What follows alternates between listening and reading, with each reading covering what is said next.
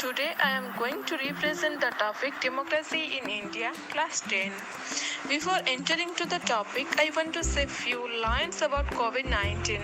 That is, wash their hands frequently, use masks and sanitizer, avoid crowded area as much as you can, and lastly, stay home, stay safe. Let's enter into the topic. Topic is ଭାରତରେ ଗଣତନ୍ତ୍ର।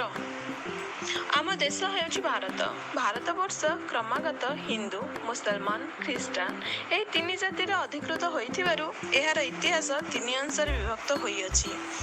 ଇଂରେଜୀ 10 ଶତବର୍ଷ ପୂର୍ବେ ଏ ଦେଶରେ ହିନ୍ଦୁମାନଙ୍କର ଅଖଣ୍ଡ ପ୍ରଭାବ ଥିଲା। 1000 ମସିହା ଠାରୁ 1757 ମସିହା ପର୍ଯ୍ୟନ୍ତ ମୁସଲମାନମାନେ ଭାରତବର୍ଷୀୟ ସିଂହାସନକୁ ଅଧିକାର କରିଥିଲେ। ପରେ 1757 ଠାରୁ ଇଂରେଜ ଯେଉଁମାନେ କି ଜାତିରେ ଖ୍ରୀଷ୍ଟାନ ଥିଲେ ସେ ରାଜତ୍ୱ କରି ଆସୁଥିଲେ। 1947 ମସିହା ପରଠାରୁ ଆମେ ନିଜ ଦ୍ୱାରା ଶାସିତ ହେଉଅଛେ। ପ୍ରଥମେ ଆମେ ଜାଣିବା ଗଣତନ୍ତ୍ରର ଅର୍ଥ କ'ଣ। ଗଣ ମାନେ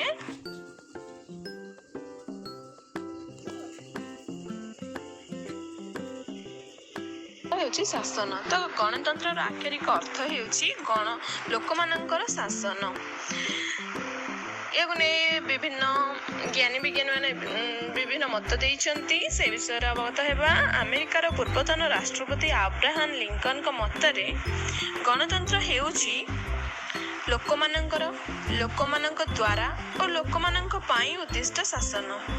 ରାଜନୀତି ବିଜ୍ଞାନ ସିଲିଙ୍କ ମତରେ ଯେଉଁ ସରକାରରେ ପ୍ରତ୍ୟେକ ବ୍ୟକ୍ତି ଅଂଶଗ୍ରହଣ କରିଥାନ୍ତି ତାହାକୁ ଗଣତନ୍ତ୍ର କୁହାଯାଏ। ଉପରୋକ୍ତ ସଂଜ୍ଞା ଗୁଡ଼ିକୁ ଆମେ ଯଦି ବିଶ୍ଳେଷଣ କରିବା ଆମେ ଜାଣିପାରିବା କି ଗଣତନ୍ତ୍ର ହେଉଛି ଲୋକମାନଙ୍କର ଶାସନ ଏବଂ ଏହା ସେମାନଙ୍କର ସମୂହ ହିତ ପାଇଁ ଉଦ୍ଦିଷ୍ଟ ଅଟେ। ତେବେ ଆମେ ଗଣତନ୍ତ୍ର କେବେଠୁ ଆପଣେଇଲେ ସେ ବିଷୟରେ ଅବଗତ ହେବା। ବର୍ତ୍ତମାନ ଭାରତର ସ୍ୱାଧୀନତା ଲାଭ ପରଠାରୁ ଆମ ଦେଶର ଗଣତନ୍ତ୍ର ଚାଲିଅଛି। ଭାରତ ସ୍ୱାଧୀନତା ଲାଭ କଲା ନା 1947 ମସିହା ଅଗଷ୍ଟ 15 ତାରିଖ। ଏହି ଦିନ ଆମ ଦେଶରେ ଗଣତାନ୍ତ୍ରିକ ଶାସନ ବ୍ୟବସ୍ଥାର ମୂଳଦୁଆ ପଡ଼ିଥିଲା। 1950 ମସିହା ଜାନୁଆରୀ ମାସ 26 ତାରିଖ ସାର୍ବଭୌମ ଗଣତାନ୍ତ୍ରିକ ସାଧାରଣତନ୍ତ୍ର ରାଷ୍ଟ୍ର ରୂପେ ପରିଚିତି ଲାଭ କରିଥିଲା।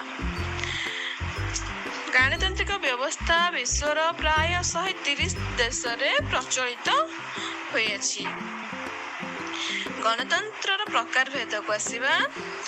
ଗଣତନ୍ତ୍ର ମାନେ ଜାଣିଲେ ଆମେ ଲୋକମାନଙ୍କର ଶାସନ। ତ ଲୋକମାନେ ଏହାର ପ୍ରକାର ଭେଦ ଦୁଇ ପ୍ରକାର, ପ୍ରତ୍ୟକ୍ଷ ଗଣତନ୍ତ୍ର ଏବଂ ପରୋକ୍ଷ ଗଣତନ୍ତ୍ର। ପରୋକ୍ଷ ଗଣତନ୍ତ୍ରକୁ ଆଉ କ'ଣ କୁହାଯାଏ ନା ପ୍ରତିନିଧିମୂଳକ ଗଣତନ୍ତ୍ର। ପ୍ରତ୍ୟକ୍ଷ ଗଣତନ୍ତ୍ର କ'ଣ? ନାଁରୁ କିଛି ଆମେ ଜାଣିପାରୁଥିବା ପ୍ରତ୍ୟକ୍ଷ ନିଜେ ନିଜକୁ ଶାସନ କରନ୍ତି। ଏଇଟା କୋଉଠି ପ୍ରଚଳିତ ନା ପ୍ରାଚୀନ ଗ୍ରୀସ ଦେଶର ନଗର ରାଜ୍ୟରେ ପ୍ରଚଳିତ ଥିଲା। କ'ଣ ପାଇଁ? ନଗର ରାଜ୍ୟ ଗୁଡ଼ିକ କ୍ଷୁଦ୍ର ଆୟତନ ବିଶିଷ୍ଟ ଥିଲା ଏବଂ ଏଠାରେ ବହୁତ କମ୍ ଲୋକ ବାସ କରୁଥିଲେ। ତେଣୁ ଏଠାରେ ପ୍ରତ୍ୟକ୍ଷ ଗଣତନ୍ତ୍ର ଚାଲିଥିଲା। ପ୍ରତ୍ୟକ୍ଷ ଗଣତନ୍ତ୍ର ପାଇଁ ସୁବିଧା ଥିବାରୁ ଏଠାରେ ପ୍ରତ୍ୟକ୍ଷ ଗଣତନ୍ତ୍ର ଚାଲିଥିଲା। କିନ୍ତୁ ପରୋକ୍ଷ ଗଣତନ୍ତ୍ର ବା ପ୍ରତିନିଧିମୂଳକ ଗଣତନ୍ତ୍ର କ'ଣ ନା ଏଇଟା କୋଉଠି ହୋଇଥାଏ ନା ଆୟତନର ବିସ୍ତୃତି ଯେଉଁଠାରେ ଥାଏ ଆଉ ବହୁଳ ଜନସଂଖ୍ୟା। ଏଠାରେ ତ ଅସମ୍ଭବ ନା, ଯୋଉଠି ବହୁତ ଜନସଂଖ୍ୟା ସେଠି ଆମେ ପ୍ରତ୍ୟକ୍ଷ ଡାଇରେକ୍ଟ ଆମେ ଯେଉଁ ଶାସନ କରିପାରିବା ନାହିଁ ବହୁତ ଲୋକରେ। ତ ଏଠି ପରୋକ୍ଷ ଗଣତନ୍ତ୍ର କାର୍ଯ୍ୟକାରୀ ହୁଏ। ପରୋକ୍ଷ ମାନେ ଏଠି ପ୍ରତିନିଧି ଲୋକମାନଙ୍କର କିଛି ପ୍ରତିନିଧି ଶାସନ କାର୍ଯ୍ୟକୁ ଚଳେଇଥାନ୍ତି। ଏଇଟା କୋଉଠି ଚାଲିଛି ନା ଆମ ଭାରତରେ ଆମେ ଜାଣିଛେ ଚାଲିଛି ଯୁକ୍ତରାଷ୍ଟ୍ର ଆମେରିକା, ଇଂଲଣ୍ଡ ଆଉ ଅଷ୍ଟ୍ରେଲିଆ।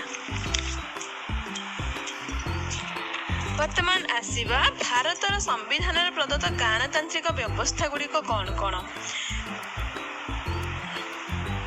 ଆମର ସମ୍ବିଧାନ ପ୍ରଣୟନ କେବେ ହୋଇଥିଲା ଦେଖିବା। ତା କାର୍ଯ୍ୟ ଶେଷ କେବେ ହୋଇଥିଲା, ତାପରେ ଏଥିରେ ସବୁ କ'ଣ ସବୁ ଅଛି ଦେଖିବା। ବର୍ତ୍ତମାନ ଆସିବା ସମ୍ବିଧାନ ପ୍ରଣୟନ ସଭା ବସିଥିଲା। ପ୍ରଥମ ବୈଠକ ବସିଥିଲା ସଭାର 1946 ମସିହା ଡିସେମ୍ବର ମାସ 9 ତାରିଖରେ। ଏହି ସଭା ଚାଲିଥିଲା ଦୀର୍ଘ 2 ବର୍ଷ 11 ମାସ 18 ଦିନ ଧରି ଚାଲିଥିଲା। ସମ୍ବିଧାନ କାର୍ଯ୍ୟ ଶେଷ ହୋଇଥିଲା 1949 ମସିହା ନଭେମ୍ବର ମାସ 26 ତାରିଖ ଏବଂ ସେଇଦିନ ମଧ୍ୟ ସମ୍ବିଧାନ ଗୃହୀତ ହୋଇଥିଲା।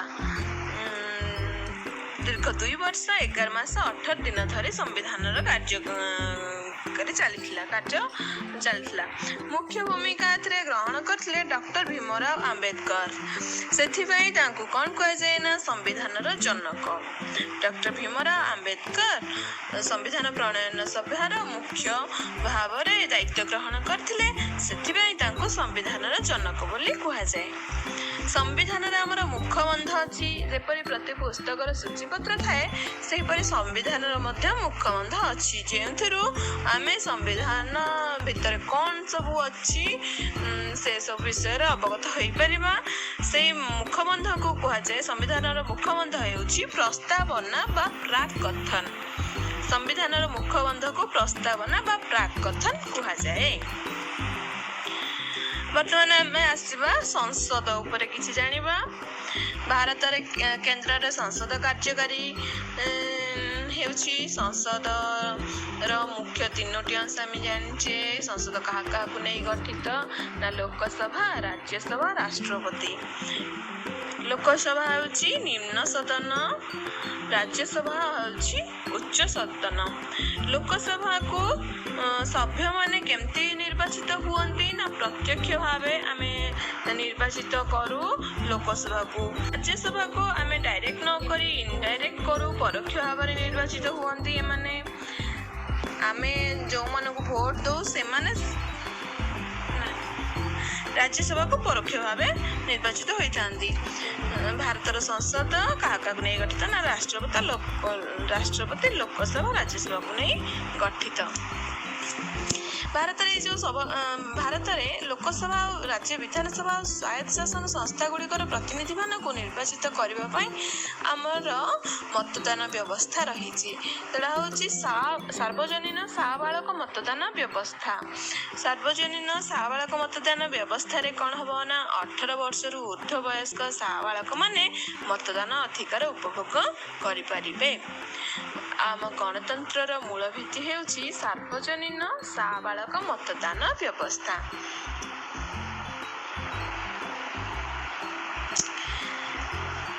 ପରିଶେଷରେ କହିବାକୁ ଚାହିଁବି କି ଜାତି, ଧର୍ମ, ବର୍ଣ୍ଣ, ଲିଙ୍ଗ, ସମ୍ପତ୍ତି ଓ ଶିକ୍ଷା ନିର୍ବିଶେଷରେ ପ୍ରତ୍ୟେକ ଭାରତୀୟ ଗଣତନ୍ତ୍ର ଦ୍ୱାରା ନିଜର କର୍ତ୍ତବ୍ୟ ନିଷ୍ଠା ଓ ଅଧିକାର ପାଇଁ ସଜାଗ ରହୁଛନ୍ତି। ଆମେ ନିଜର ଦାୟିତ୍ୱ ନିଜେ କିପରି ନେବା, ନିଜକୁ ନିଜେ କିପରି ଭଲ ଭାବରେ ଶାସନ କରିବା, ଠିକ୍ ଭାବରେ ଭୁଲ ଉଚିତ ଅନୁଚିତକୁ ଲକ୍ଷ୍ୟ କରି ଶାସନ କରିବା, ନିଜ ଦାୟିତ୍ୱ ନିଜେ ନେବା, ସେଥିପାଇଁ ଆମେ ସଜାଗ ରହିବା। ଜୟ ଭାରତ। ଘରେ ରୁହ, ସୁସ୍ଥ ରୁହ। ଧନ୍ୟବାଦ। ଲାଇକ୍, ସେୟାର, ସବସ୍କ୍ରାଇବ୍ କରିବାକୁ ଭୁଲିବେନି। ଧନ୍ୟବାଦ।